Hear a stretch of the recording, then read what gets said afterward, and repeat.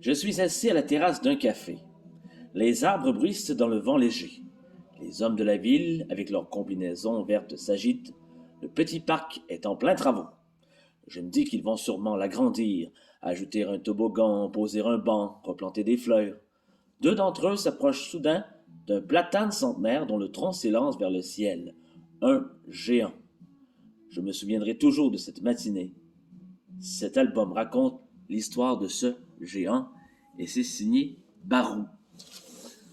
Donc, je n'ai pas demandé à Barou lui-même, qui est un auteur et illustrateur de renom, parce qu'il a fait plusieurs albums déjà, si c'était son histoire, mais j'en ai l'impression. J'ai le feeling que Barou s'est inspiré de quelque chose qu'il a vécu, peut-être même jeune, j'ai l'impression.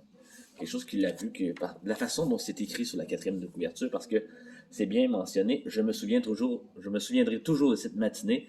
Cet album raconte l'histoire de ce géant, et il y a Barou avec des guillemets, donc j'ai vraiment l'impression que c'est un cas vécu, en quelque sorte.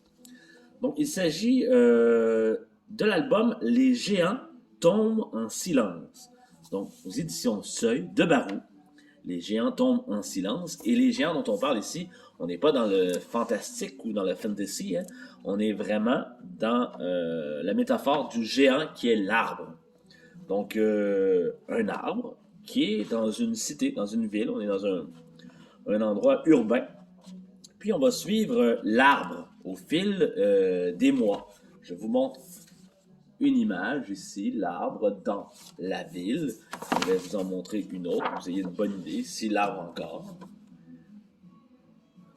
Donc, à travers les jours, les semaines, les mois, donc c'est un excellent album pour montrer et démontrer, entre autres choses, les saisons qui passent. Donc, si on est avec un enfant, on va voir l'été, l'automne, l'hiver et le printemps, l'arbre qui se transforme.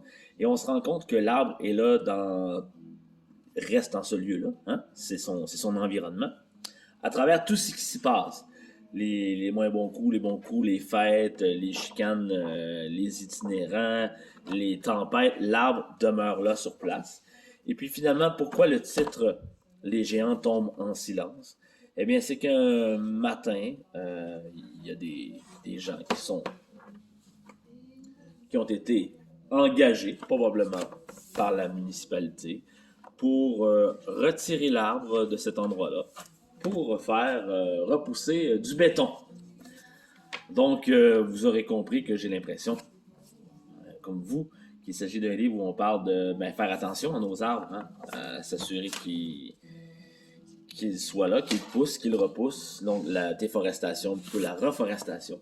Donc, un très beau livre pour parler également d'environnement, d'écologie.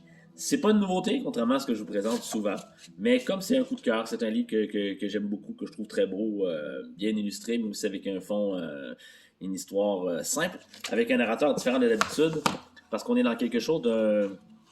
Pourtant, c'est très tangible, en même temps, on est très différent là, des animaux, d'une histoire, d'un conte, etc., parce qu'on suit un arbre. Donc, on a quasiment, si on était au cinéma, ce serait quasiment une caméra plantée là, puis on verrait l'action. Ce qui n'est pas tout à fait le cas parce que les angles sont un petit peu différents, mais on a quand même l'impression que c'est ça qu'on a voulu nous représenter. La vie d'un arbre qui aurait pu sans doute, il ne semblait pas malade ou cet arbre-là. Donc, il a été coupé pour quelle raison? L'histoire ne nous le dit pas, mais on peut hypothétiser, hein. Donc voilà, Les géants tombent en silence de Barou aux éditions Seuil, pardon. Je vous le conseille, sorti il y a à peine quelques années. Toujours aussi bon cet album. Donc, c'était mon coup de cœur que je vous présentais aujourd'hui. Et là-dessus, je vous dis à très bientôt.